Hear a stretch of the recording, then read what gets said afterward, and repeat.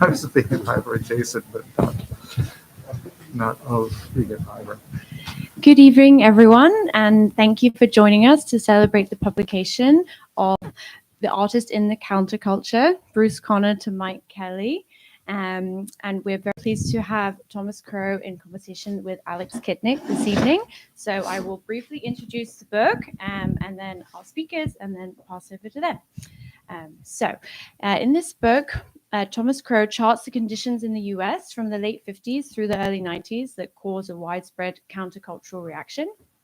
And in a largely chronological fashion, he analyzes the responses of a range of artists to specific cultural phenomena, some of which are mind-bending drugs, the war in Vietnam, the civil rights movement, and the mobilization in response to, in specific, the trial of Black Panther Bobby Seale, Earth Art, and Philip Leider's fantastic essay on his travels to see various Earth Art pieces modeled on the journalistic style of Rolling Stone magazine, which was one of my favorites, post-war urban architecture, and the military presence in Southern California, the expansion of higher education after the war and the enhanced opportunities for radical art that afforded, and the pervasive and sinister forces that caused disaffected youth to flock to the punk and subsequently hardcore music scenes in San Francisco.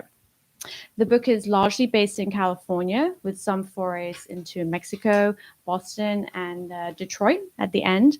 And it frequently introduces artists anew, joined in ways that you might not expect based on particular shared experiences or interests, which I found particularly enjoyable. And music is another very important thoroughfare. One anecdote being the correspondence between John Lennon and Bruce Conner in 1967 and the collaboration that did not come to be. Thomas Crow is the Rosalie Solo Professor of Modern Art at the Institute of Fine Arts at NYU, and his many books include The Long March of Pop, Art, Music, and Design from 1930 to 1995, and The Hidden Mod in Modern Art, London, 1957 to 1969. Alex Kitnick teaches art history and criticism at Bard College and is a frequent contributor to Art Forum and October. And his book, Distant Early Warning, Marshall McLuhan and the Transformation of the Avant-garde, was published by University of Chicago Press in 2021. So without further ado, please join me in welcoming Alex and Thomas.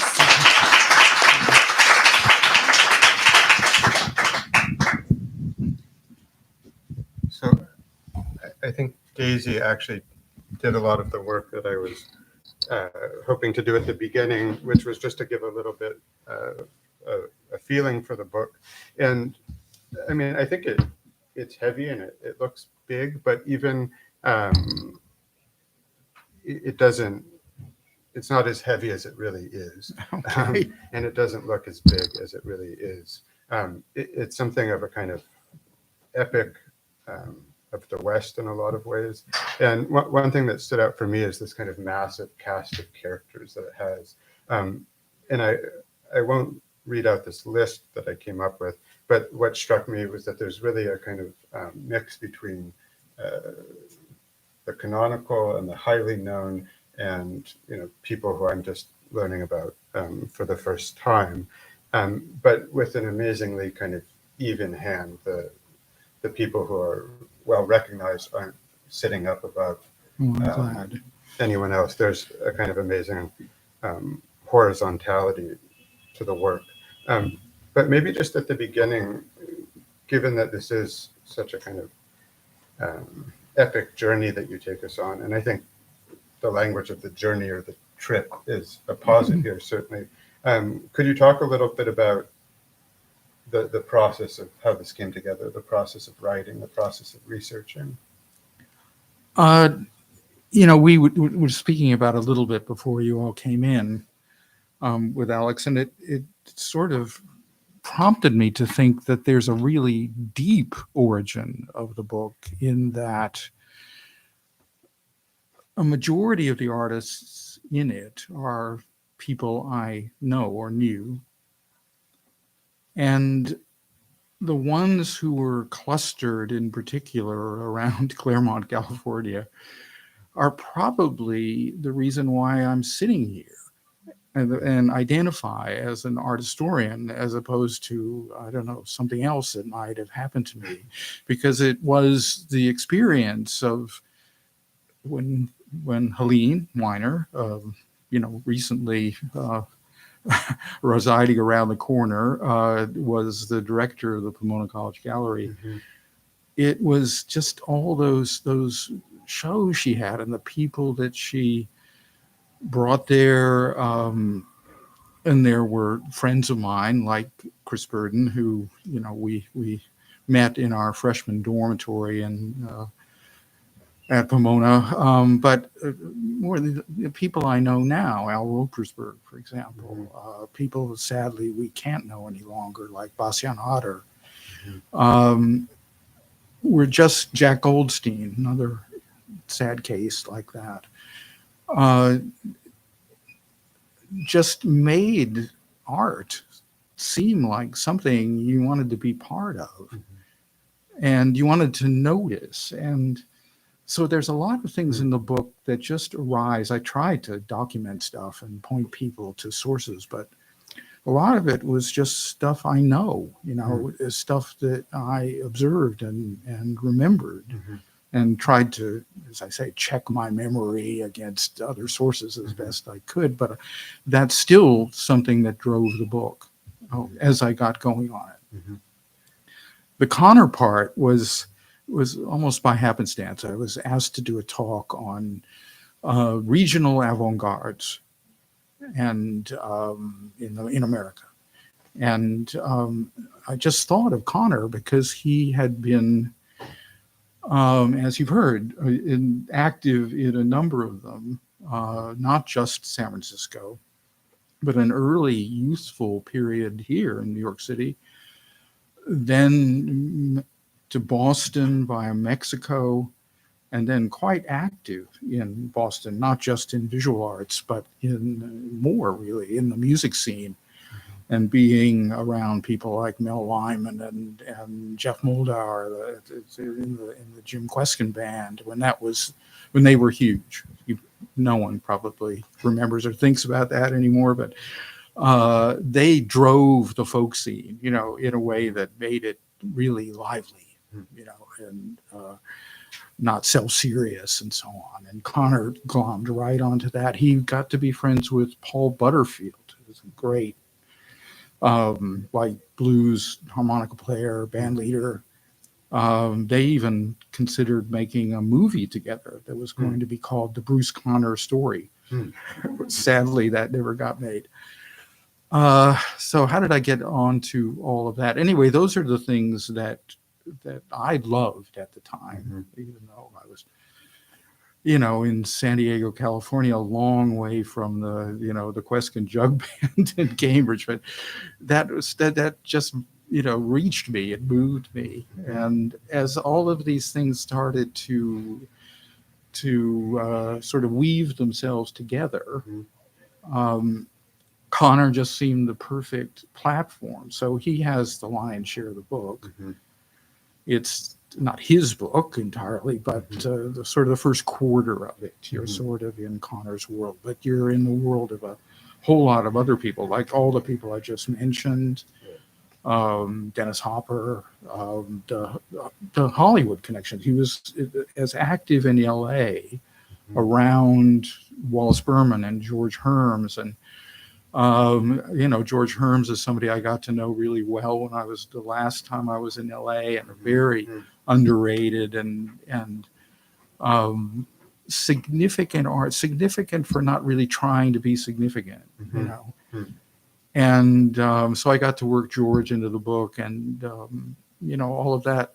It just seemed to make sense all of a sudden. So I sort of wrote the book. I didn't know that I really had been wanting to write for so long. Amazing. We should also point out people need a visual aid at some point. These three photographs up here are photographs by Bruce Connor, which I think just from the late 70s have hung up here on the occasion of your book. Yes, I think the gallery, and Paula Cooper, with a lovely gesture, So, sent them over so that we would have this surrounding, and this work on paper by Jay DeFeo, isn't it? Who was very close to Connor, and not a subject of the book exactly, but so representative of that first formation that he came into in the Western edition, when he settled in around all those people. Wallace Berman and Shirley Berman had just moved up there. His best friend from Wichita, Michael McClure, and his wife Joanna McClure had just moved there. Jay DeFeo and Wally Hedrick, who were married at the time. It was really interesting. It was one of the only avant-gardes that is kind of a couples club, because just all the significant figures were married at the time they sort of clustered together. well, your response is giving me all sorts of questions and things to think about. But maybe to start and to follow up a little bit about the kind of process of writing, if you could address a question of method. So it seems to me, kind of in art history writing of the last number of years, there's been a kind of tendency to embrace a kind of first person account or a kind of memoiristic account. Douglas Crimp's Before Pictures would be one example, and even Yves Lembois published a volume of writings recently called An Oblique Autobiography. So there seems to be something in the air where something that had been renounced is back in many ways. And I was struck, I think in this whole book, and I could kind of tell as I was reading it that this was something close to you. But I think only at one point in a parenthetical did you say, and this author, was there as well, or you kind of amazingly don't use the first person, but you kind of let it be known that you were a witness to what transpired. I was wondering if you could speak a little bit about this decision to kind of keep to what we might call a kind of objective or scholarly voice. Yeah, I can see the contrast you're trying to draw. I hope it's not too objective and scholarly. I hope some of the warmth that I was just trying to convey is there in the book. But it never would have occurred to me to write it in the first person or make it memoiristic. I don't have any impulse in that direction, but more, I think, with more cognitive value. I don't want the book to be in any way about me. That is, all the people I'm writing about are way more interesting than I am, and way more salient to the story that I'm trying to tell. That there is a story to tell. It's they who did it, and just to kind of put in my somewhat marginal presence and hanging around and noticing things and so on, which has helped produce the book now in the end. It was not a terribly interesting persona to occupy as far as this account was concerned. But I agree with you about how much first person stuff there is around now. To read T.J. Clarke's book on Cézanne is to read about T.J. Clarke. There's hardly a paragraph which doesn't have a sort of heavy self-reflection and a tour of his mind and his decisions as he's making his way through the art. And it's just temperamentally really contrary to anything I would like to do or say or be. And I don't think it would have served all those people I was just trying to evoke, and thank.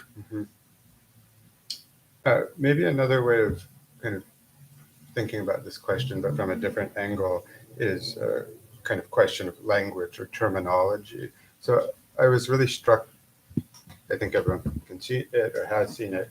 The title of the book is The Artist in the Counterculture. And for me, the word counterculture stuck out as significant. And typically, I think a more kind of common art historical term, we often speak of the avant-garde or the neo-avant-garde, might be a cognate term to talk about the art of this moment, which is largely focused on the 1960s, 1970s. And it was interesting that you mentioned one of the impetuses of this book was the invitation to speak at a conference about local avant-gardes or minor avant-gardes. But I was wondering if you could give a little bit of a sense of what the counterculture means for you, what that connotes, and also what it comprises. Because I think when we think of counterculture, fine art is not necessarily the first place our mind goes to, right? Music, perhaps, and there's a whole soundtrack or playlist that could be made to accompany this book, certainly. But I was wondering if you could say a little bit about this question of the counterculture and its connotations. Yeah, it's now a standard, more or less understood term. Though, of course, it came very late to the party in terms of the actual time. It wasn't really until Theodore Roszak, who was an academic, a historian, and an anti-war activist, decided to write the book, The Making of the Counterculture, which came out in 1969. So he really coined that term? It had been used before in sociological literature in the way that we might now use subculture, or an oppositional subculture. It was kind of that idea. But the counterculture, of course, gains its meaning by not being sub or niche or there was never a majority. At the same time, it was never a kind of coterie phenomenon. It was big.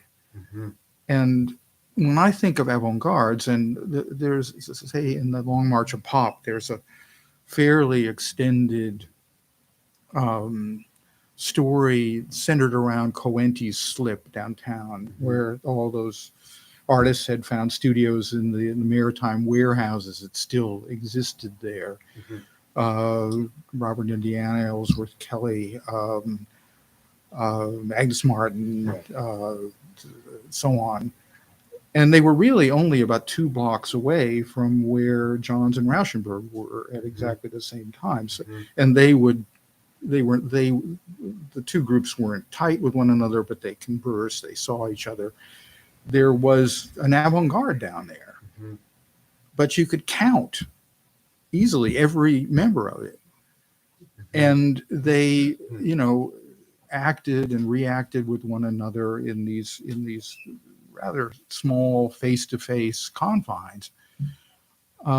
Whereas as the counterculture gets going, you could never count it. It was thousands. It was hundreds of thousands of people in California, and then vastly across Europe, Great Britain. Every place had a counterculture. The exhibitions that we had a couple of years ago on international pop demonstrated that, say this would be the case in Mexico City or Buenos Aires, that the pop art came out of a local counterculture. It was the case in Madrid too. But the sort of mothership, I think, remains California for various reasons that had to do as much as anything with scale. That it was really scaled up in California, and that had to do, of course, with what was the wonderful free system of higher education that the governor Pat Brown had consolidated and made going off to college the normal expectations up and down the sort of class and ability spectrum. And it's separated. This is, I think, Rozak's, and I think it's an accurate one, main thesis, is that it was the, if I had to give a one-word answer for counterculture, it's liberation. Mm-hmm. And it really was liberation, even though these were a bunch of white kids who were not really oppressed. But they were oppressed. I mean, they were oppressed by the conformist expectations of their families and the idea that they would just reproduce what their fathers and mothers and grandmothers and grandfathers had been, and there wouldn't be this moment when you found yourself. That whole idea had hardly become general. But inputs from, sort of countercultural style authors who begin to be read at that time, or even ones who weren't, like Salinger, were read in that vein. But it was the education system. It was taking people away from their families and just, mainlining them with ideas they'd never encountered before. And that was an opening for a lot of radical thinking. It took I think the rebellion of the free speech movement at UC Berkeley in '64 was the opening gun for everything, because it was a kind of diffuse desire just not to be told what to do, to be separate, to form, your own thinking. And that wasn't so much yet. What would come 1 year later in the anti-war mobilization, which gets centered at Berkeley at that point. But first came this idea that you just weren't going to be controlled. That was the whole, the rhetoric and passion of the free speech movement. And I don't see, maybe just to round off this thought for the moment, it's often been said that there's this big separation between the movement and the social activists and the hippies. And the hippies were more interested in, meditation or taking LSD, or just having these hedonistic, kind of expansive experiences in the Fillmore Auditorium or Golden Gate Park or whatever. But then those were all true and valid and worthy things to want to do at that stage in your life. But that didn't mean that those people were never going to be in an anti-war march, or didn't, in fact, channel or process the real discontents of African Americans, of Latino Americans in California, of which there were, of course, a huge number, and the Watts Rebellion had occurred.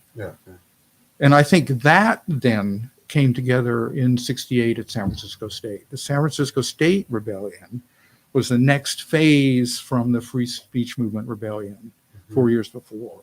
Because it had one of its biggest parts was called the Third World Liberation Movement in this American context, and a number of artists were involved in that, and so that's in the book too. So I'll stop. I'll just cut myself off. Well, could you say a little bit more about kind of the look, the feel, the texture of a counterculture? And this might be an opportunity to discuss some of the particular artists or projects, whether it's Connor, Senga Ngudi, or the Peace Tower. One kind of distinction that I found helpful for kind of thinking about kind of countercultural practices versus avant-garde practices. On the one hand, the kind of counterculture, the visual art seems to be part and parcel of a much larger kind of cultural milieu or kind of world-making project, right? That it's happening alongside other forms of cultural production. But I think in a lot of the works, especially kind of in the first half of the book, there's an interest in the used, the fringe in kind of many senses of the word, the archaic perhaps. When I think of avant-garde, I often think of kind of the vanguard or technology. Energy is kind of going in a different direction. I was wondering if, I don't know if there's an artist or a project you would want to discuss that kind of seems emblematic to you of avant-garde, but I was struck by,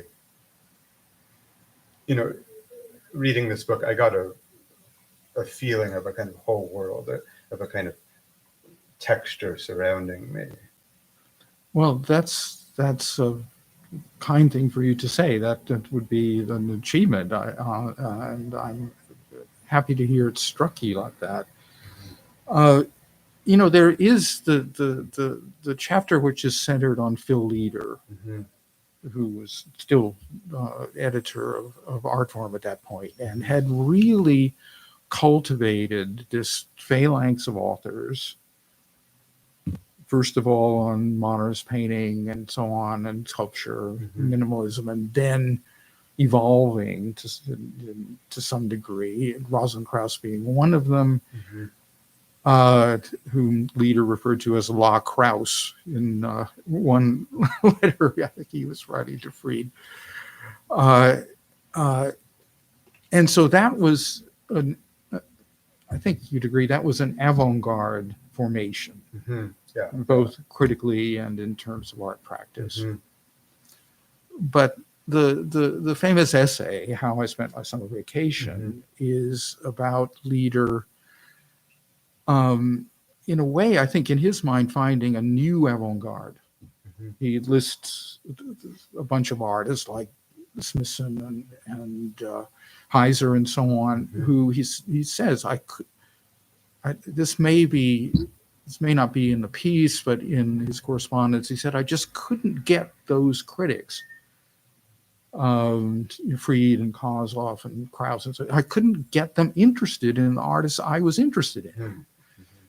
And the reality and the metaphor of this going on his summer vacation to discover these works of art, to see Double Negative for the first time, to see the Spiral J for the first time, which I know, as I've got a number of students here, I'm sure some of you have done this, because this is a pretty common thing that our students do with the travel grads up in the summer, is to recapitulate what Phil Leader was doing that summer before anybody had a chance to do it. He was one of the first people there. And he's going with Richard Serra, who isn't a maker of this work, but somebody who has kind of had a foot in the older thing, the 60s thing, but sees where the wind's blowing, and he wants to be in that as well. But then there's a kind of poignant section where Leader, who's from Berkeley, so obviously he's aware of all the developments. I mean, Berkeley was really as important an enclave that San Francisco had for the counterculture as the Haight-Ashbury was. South Campus was just, it was like being in the Haight, everything was there, the head shops and the music and everything. So that the Bay Area had those two places, and Leader was from Berkeley. He obviously kept up with it. He quotes the Berkeley Barb, which was the underground paper at the time. And he goes to see this sculptor who is no longer a sculptor, who is building houses in this sort of free-form Hobbit type way, that was prized in that period. And he just sort of reflects and think that he's no longer an artist, but he's doing something that has the depth and passion of art, but it is an art. So at that point, he's fallen out of the avant-garde, I think, and he's looking at one of the outcomes of the counterculture. This is already, as the counterculture has begun to scatter, as the old clusters have started to disperse. And this is one symptom of that. Yeah. Well, one thing you said I'd be curious to hear you say more on is that the counterculture kind of had numbers on its side, right? To some extent, it's a kind of mass movement. And, I was also wondering to what extent one needs a kind of coherent, dominant culture in order to have a counterculture. One needs something to kind of be against. I would say that's probably true. Uh-huh. I would say that makes a lot of sense. The 60s was a time, because of the war, mostly, there was just a lot to be against, just a general attitude about being against the parent culture, which was associated with, so many atrocities, not just in Southeast Asia, but, the civil rights movement was something that had a big impact just on, just ordinary kids, really, far from the fray. But there were these, I was just thinking that there were key kinds of conduits.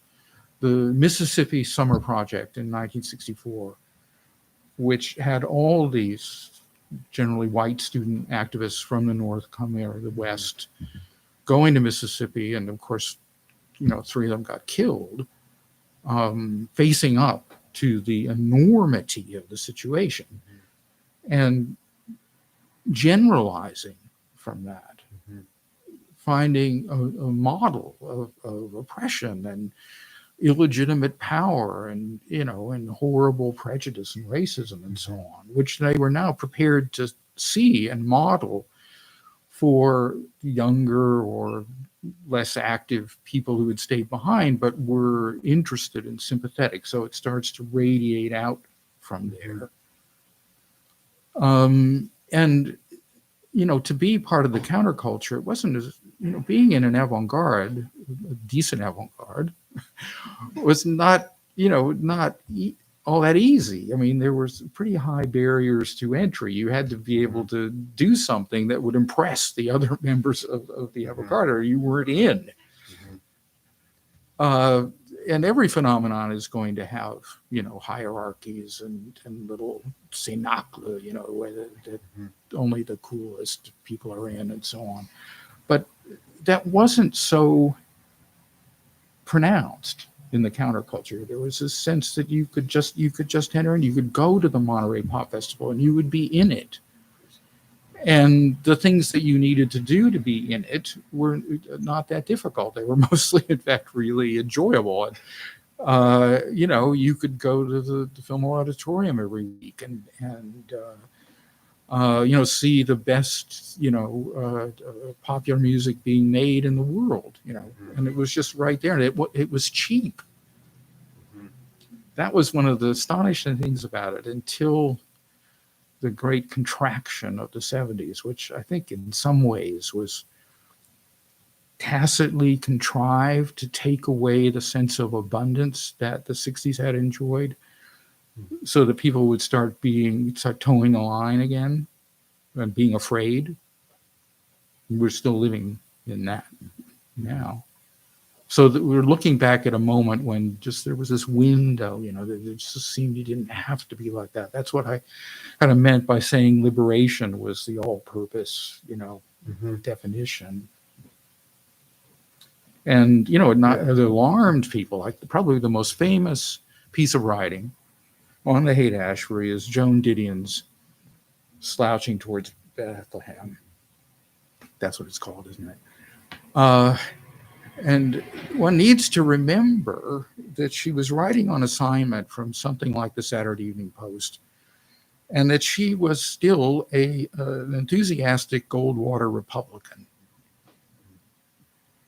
And there's a tendency not to, factor that into the descriptions.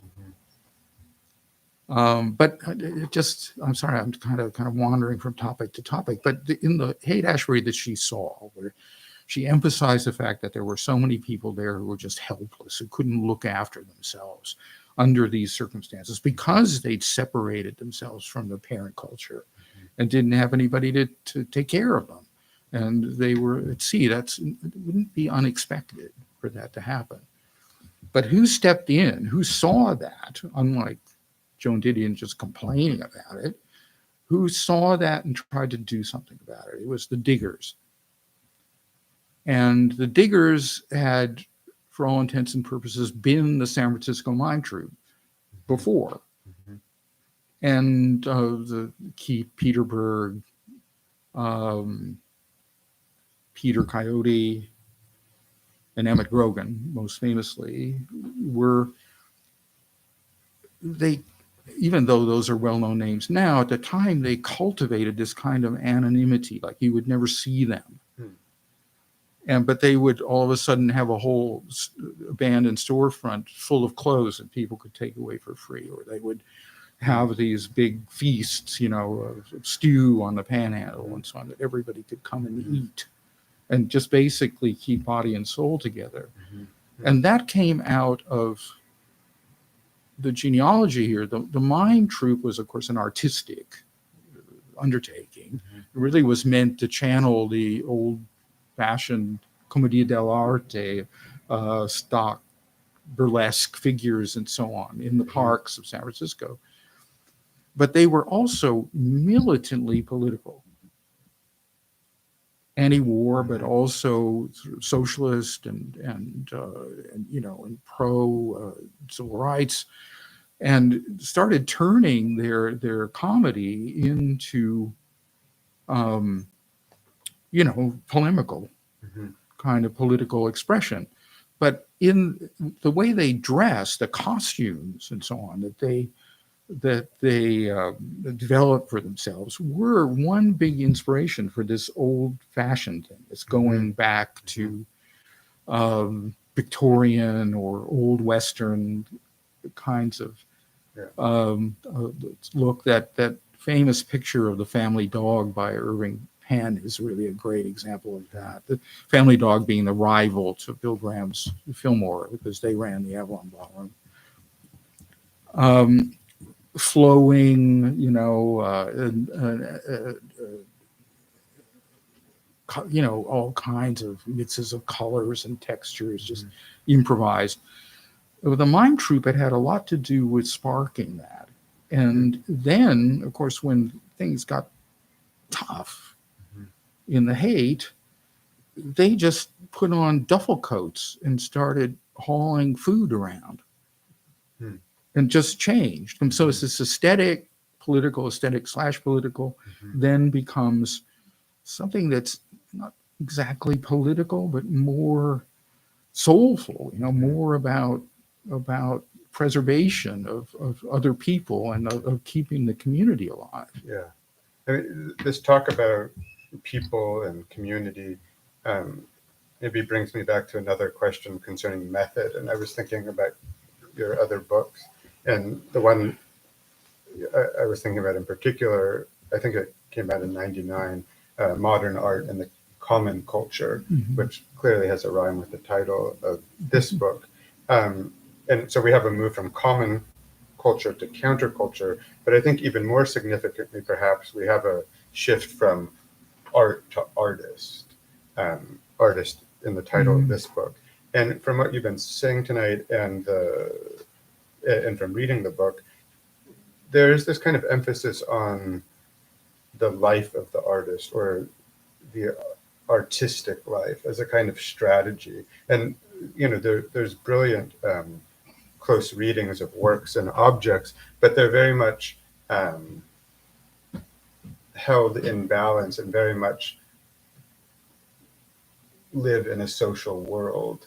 And I was wondering to what extent the object of analysis here, being kind of the cultural production of the counterculture, demanded this different kind of method, this kind of attention to a life as opposed to a work, perhaps, or if it's more of a kind of impulse coming from you that what's most important is, I mean, you said the counterculture wasn't a coterie, but I was thinking of words like milieu when I was reading this.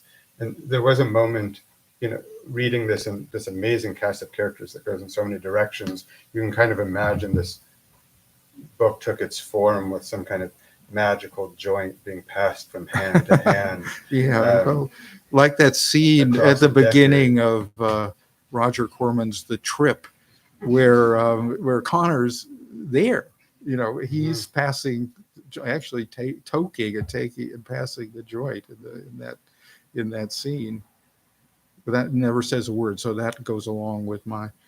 I guess we were talking about this before, that Connor, even though he was a master of the loquacious interview, other times he really just went in for nonverbal communication. When you expected him to talk, he just wouldn't say anything. He just played a harmonica, or he'd start dancing, or he'd do some sudden unexpected action that sort of threw everybody back on their heels.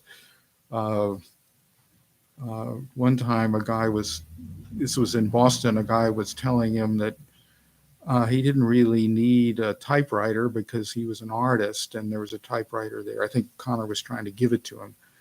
And so Connor went away and came back with a big hammer and smashed the typewriter into pieces without saying a word.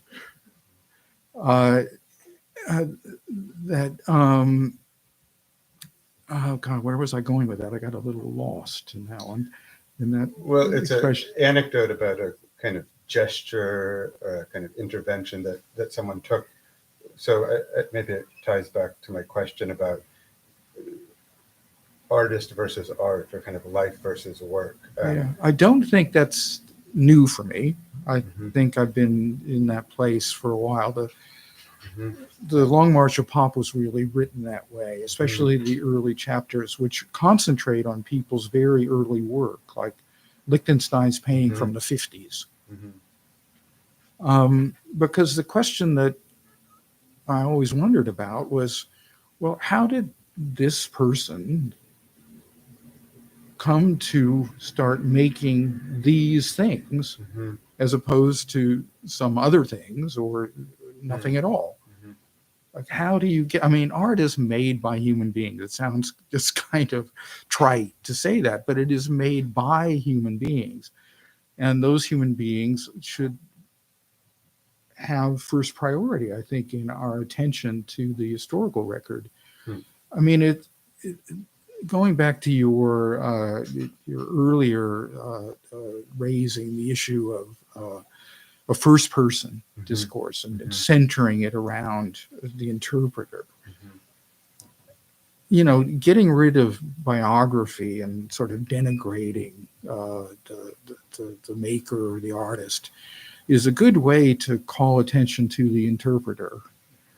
And a lot of interpreters like calling attention to themselves, as we've noted, and find that satisfying, and that there are people who follow interpreters, who are fans of interpreters. That's no deep insight. But that I never thought was a game that I thought was interesting. What's interesting is what people who have transformed themselves in such a way that they can, I don't know, sort of galvanize other people with the things that they make. And then the attendant example of their style, their behavior, their modeling, which is, it's a slightly dangerous way to go, because then you get all of this, cult-like fascination with certain figures like Picasso, and every bit of minutiae that attended his life, the John Richardson syndrome, which ends up being, like sort of mega informative but uninformative, Mhm. for reasons I can't quite explain, or for reasons that I am trying to do an alternative to, but give the artist pride a place, because they had to make the stuff. They had to give us what now makes for a certain life that a lot of us lead, around the understanding and the verbalization and paraphrase and appreciation of works of art. And so how that got there ends up interesting me more than sort of taking, I feel I'm rambling, but taking a work of art and then just coming up with lots of clever paraphrases and insights is a kind of consumerist activity. And I think I'm much more interested in sort of how things come to be, which is to say how they were produced. Conditions of possibility.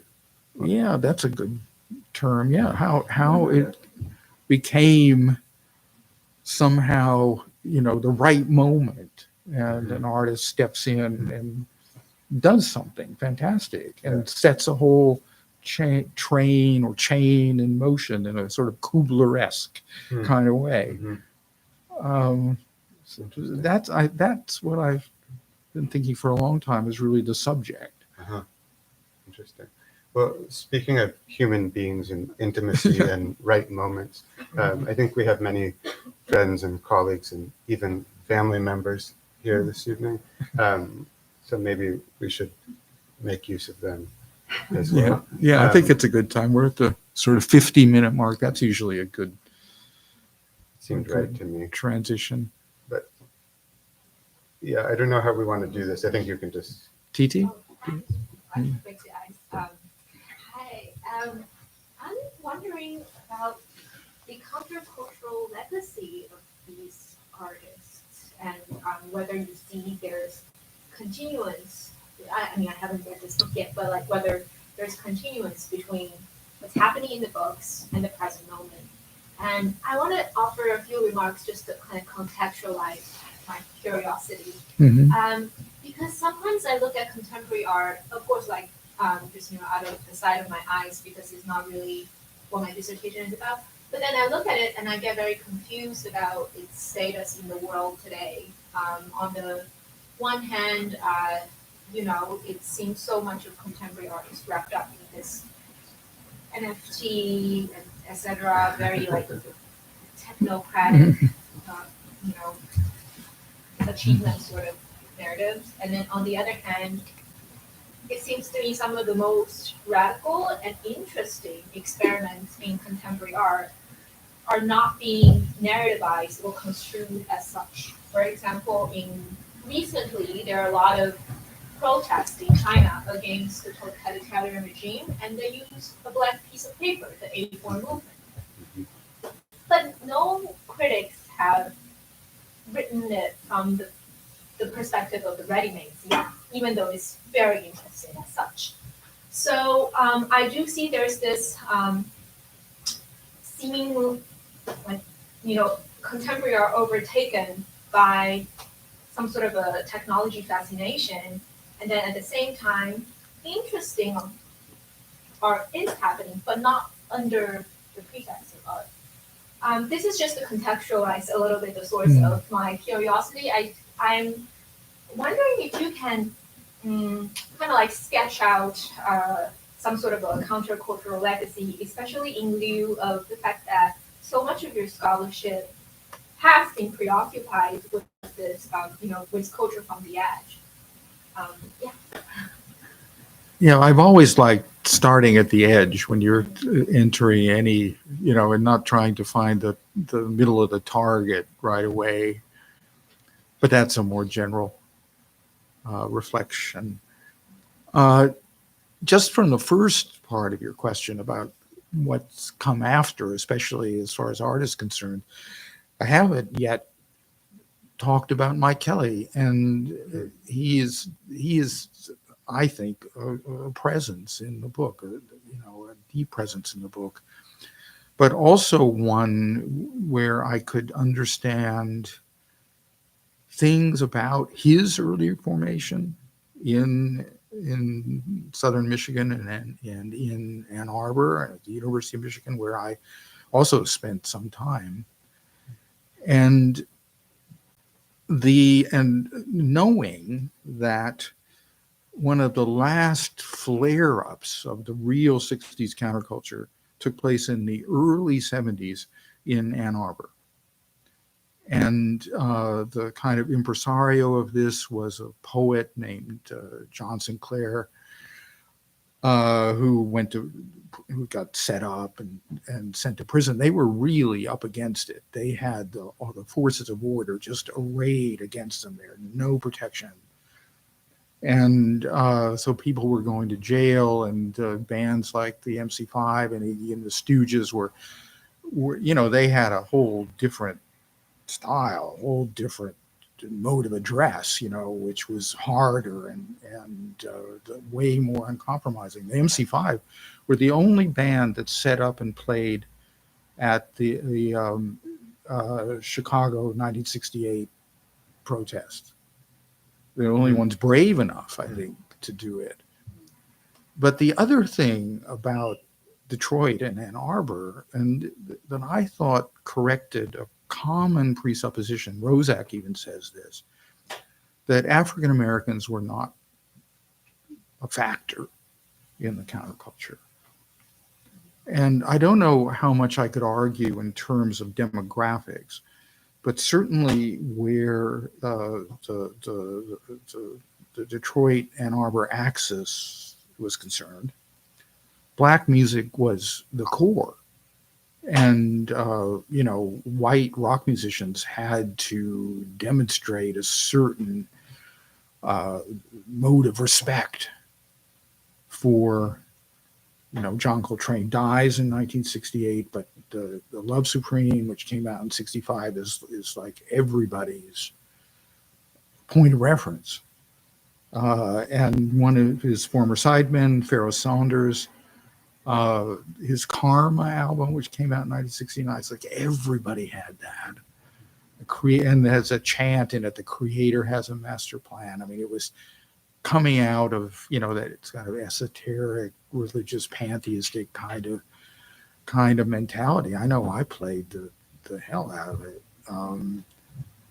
And Pharoah Saunders had not only been Coltrane's sideman, but had been with Sun Ra. And lo and behold, Sun Ra and the whole Solar Orchestra, which was like more than a dozen people who played in these really flamboyant costumes, Afrofuturism started with Sun Ra. Now it's having another moment, but it really started there. John Sinclair was the manager of Sun Ra, even put him up in a house that he had in Ann Arbor, and Mike Kelley, some of you may know, was just bowled over by Sun Ra and kept Sun Ra on his mind throughout his life. But the other pole of that was Iggy Pop, so you had the sort of racial spectrum of America prefigured in Kelley's idea about how you would make art. And I think when he moved, from his, earlier mode of kind of rough, demotic sort of expression into that larger scale, high production value kind of art, which he did after 1995, which culminated at first in Day Is Done. He was harboring in his mind, this is certainly what I try to say in the book, this sense that the epitome of art was not a pale, composed minimalist objects. It was Sun Ra. It was stuff that just threw itself all over and had all these different resources of expression, and was like grand opera. And he was trying to go for that in his later productions. And this whole business with the Superman legacy, and which was kind of this mythic space that had to do with outer space and the supernatural and so on. was in a way finding himself back where he had been when he was this young undergraduate in Ann Arbor in 1973. But Mike took that up to 2012. That's pretty recent. And it was absolutely continuous with what he had experienced before. I'm even thinking back to that moment with John Sinclair. John Lennon comes into that one too, because he played this famous benefit concert for John Sinclair's legal costs, which had an amazing array of people, including Stevie Wonder. Stevie Wonder came from Detroit and played at that concert as well at Chrysler Auditorium. So that's one answer. And then you've rudely brought us up. No, I don't mean that you were rude, but I mean abruptly, you've brought us up to the present and a state of flux about platforms and media and circulation and audiences and so on, where I would kind of hesitate to pronounce. I think all that just remains to be seen. But I take your point really about people who are not designated as artists finding a form of expression that has the power of art, you say of the ready-made or the minimalist object with these sheets of A4 paper. You can make something like that really register by having less rather than more. So these things will probably emerge like that from unexpected directions, I would say.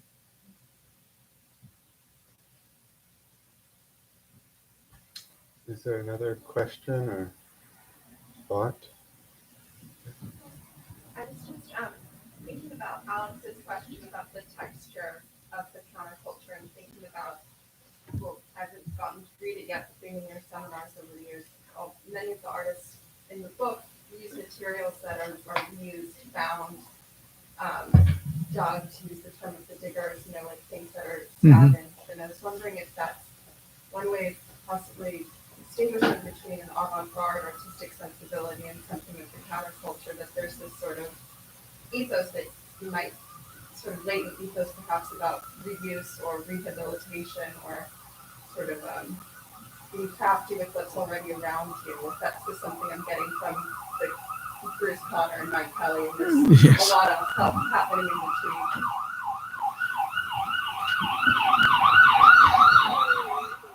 Yeah, I mean, those things are, I think not in the main just picked up off the street. That was another legend about Rauschenberg. He'd just walk around the block and come back and throw it all together into a combine. But we know how long and carefully and with much revision he made those things. And there's even a story that Conner himself helped circulate, that when he was in Mexico City, he was having trouble making his, what he called his collages, his assemblages, because people were so poor, they just scavenge and pick everything up, which is not right.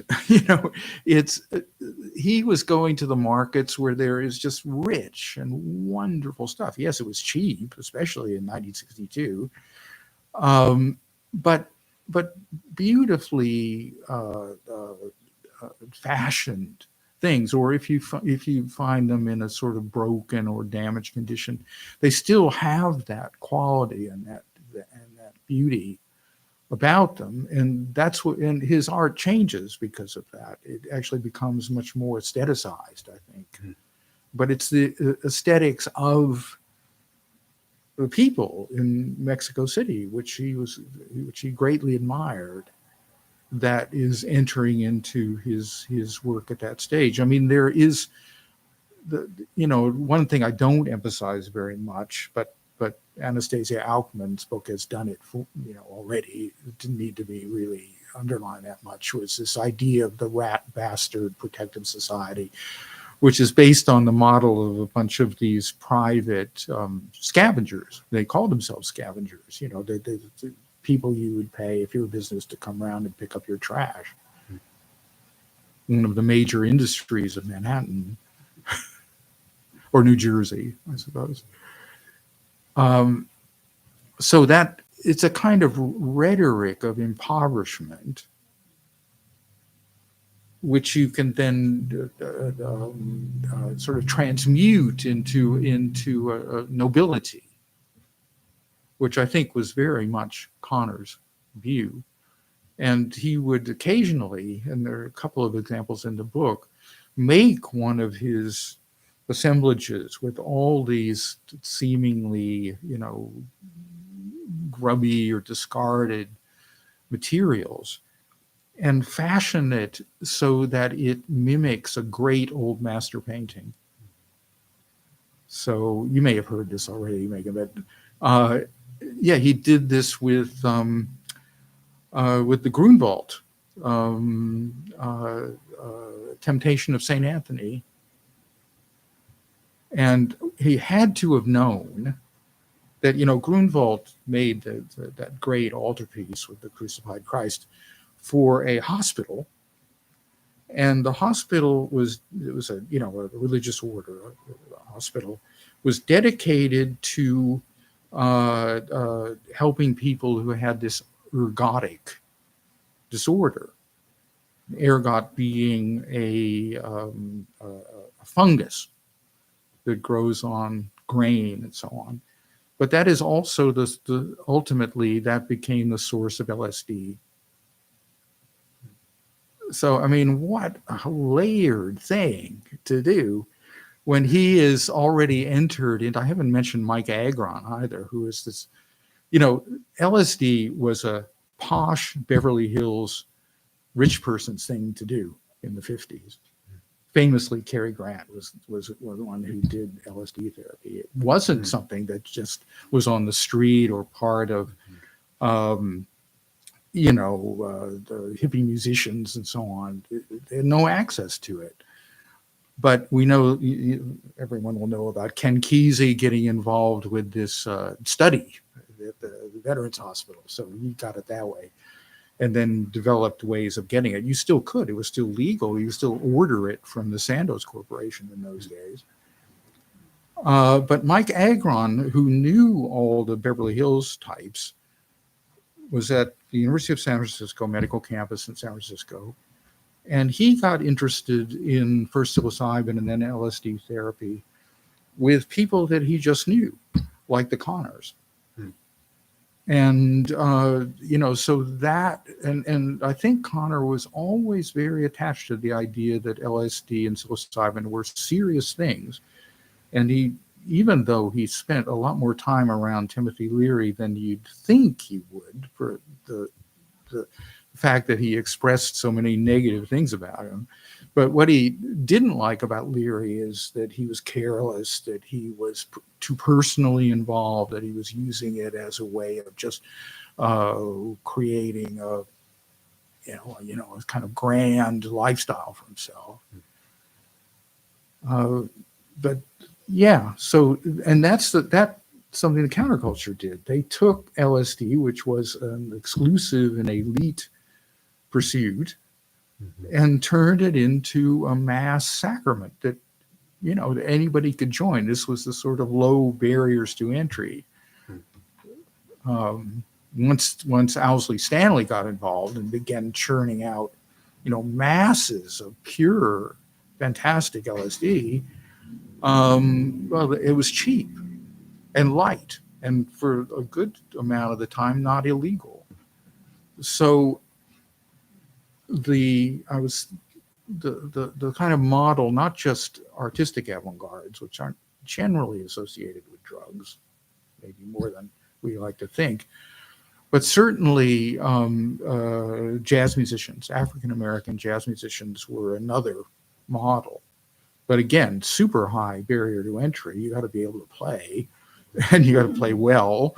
But you know, people who are fans of jazz musicians would see that life and see the attraction of drugs, maybe against their better judgment. But LSD kind of solved that because it was pretty benign on the whole. It was easy to get, it was easy to transport. And so therefore there was this parallel that you could have that then it could scale up, could have this wide reach that the counterculture represents, as opposed to coteries and avant-gardes. Mm-hmm. It's always my feeling that one should leave people wanting more, and this seems perhaps like a good note to break into more intimate conversation. But I don't know. hungry We've for only another had question? TD's question, so I think No, we had Megan's yeah. too. But Elizabeth. there's another question. Okay, I'll bite.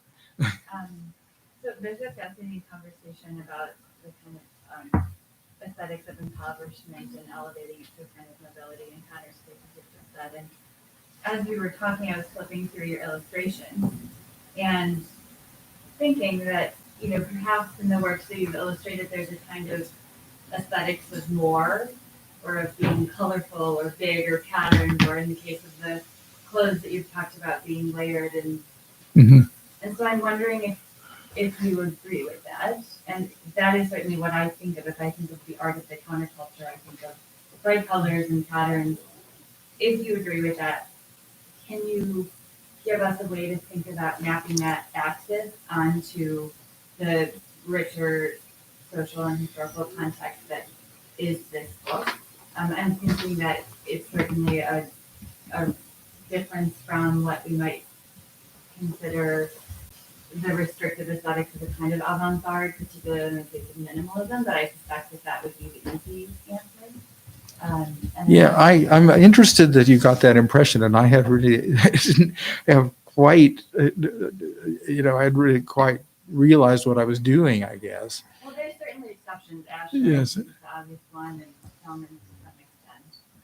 Well, when I get back to LA, and I'm feeling a little surer myself and on firmer ground, and the artists whom I emphasize, of course, were really involved with minimalism, conceptual art, sparing gestures, and so on. Those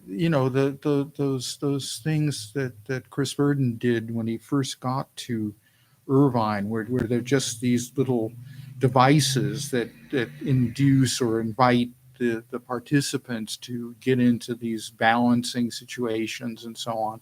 It's almost as little as you can make a work of art out of. And then, of course, he completely disappeared into the locker for his MFA piece. Terrell's, barely there, light experiences. Al Ruppersberg's, very physically modest books and little gestures like making strange diner food and so on. Those would all probably pass muster in New York, and indeed a number of them did eventually, as suitably, cerebral, artistic forms of expression. But the fact is, it was being done in a milieu in which you lived a countercultural life. You would, go see Jimi Hendrix. You would get high. You would, go out to the desert and look at the stars on acid. Those were things that just everybody did who were in, how to say, creative circle. So did those two things not have anything to do with each other? What I've tried to do is sort of maneuver them into some kind of contact with one another, and then sort of see the come down as well, the let down, which I think the sort of next cause that really galvanizes people as you get into the 70s, post the first Earth Day, is ecology. and the pollution and corruption of the environment, which is not, it doesn't even have the elan of anti-war protest. It's really kind of a slog, kind of depressing, because it's so hard to find your target. It's so hard to feel you've intervened in any kind of successful way, because it's just, who are the people who are building all these freeways? So, but that became, and as it should have done, something of a legacy of the first wave of protest. And that occasioned people getting into slightly darker territory, which is, there's some attention to in the book as well. I don't know. I'm sort of going off on a tangent. Yes. Thank you so much for walking us through some of your thought process and putting this incredible research together. And I was just curious to know if in your research you came across a point where the countercultural activities kind of ooze into the mainstream. And if that point exists, I must imagine that some of those activities lose their potency as countercultural acts. And so how do the artists respond to that? Do they change their practice? Do they continue? No, I mean, that was just commonplace. Right. That would occur. And, it gave rise to the whole selling out epithet that was, widely used. But Alex, you've written about this. Did McLuhan take people to task? He thought they were going countercultural to build up a brand that then they were going to profit off of. I don't think that would have been his bone to pick. And I think in many ways he was a kind of properly mainstream character, that his work his face appeared on the cover of Newsweek, that he was a kind of pop phenomenon in a way. But I think he would have noted, because he was brushing up against people who were much more into this idea of mind expansion. The media would be a vehicle for,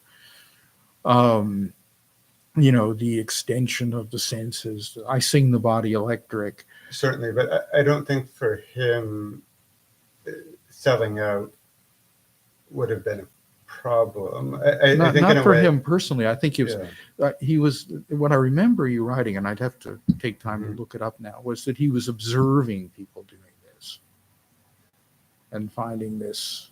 One distasteful. path he charts for the artist is kind of out of the ivory tower to the control tower, he says. And I think, in a way, I was kind of, when I asked the question about avant-garde versus counterculture, I was thinking about things that I've thought about, and that there's a different relationship to power, I guess I would say. So the counterculture, is an opportunity, or the ambition is to create a kind of separate culture that is both against, but also pushes off of and tries to create its own space, right? Which might have, to some degree, had its own industry, right? I watched Easy Rider last night in preparation for this. And I think, one could ask to some extent, is that selling out? Is that ripping off? Or is that a kind of countercultural product that, has a kind of quite impressive scale, right? I think some of the avant-garde and kind of neo-avant-garde activities that I've been interested in, and maybe this is making the argument too strongly, but it's not a kind of countercultural ambition. It's actually an ambition to take control of certain powers that be and turn them in a different direction, or heighten them, or exacerbate them, to put them into other hands. But it's not, we've used the word texture. If the objects in this book have a kind of shag to them, Yes. you know, I think I'm often interested in, you know, a clone or an artist who kind of passes. Hmm. Um, Yeah, thank you, Megan, for the question. I'm not sure that we've dealt with it adequately, but you know,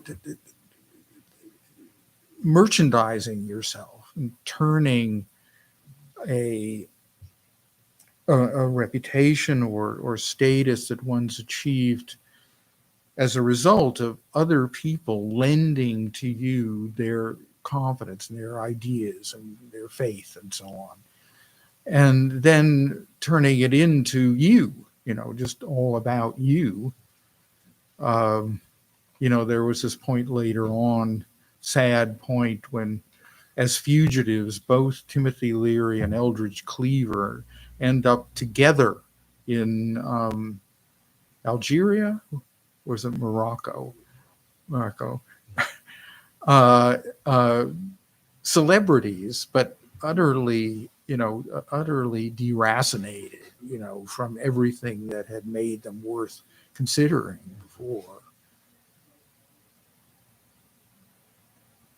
So that would be an example of that, even though it didn't redound to their benefit all that much. Oh, you know, Peter Max posters. You know, we could just go on and on. The musical Hair. All of those things depended. Should we end there, do you think? Okay, Hair. We have plenty of books at the front for anyone who'd like to buy one, maybe get it signed. And our next event will be on January 31st. Daryl, Pinky, and Lucy Soft. amazing. That Thank should you be so good. much. Thank you, Alex.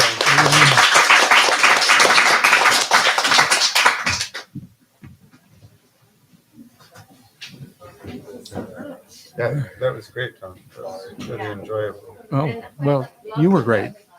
Also have been meaning to read TV Writer. That was a great idea.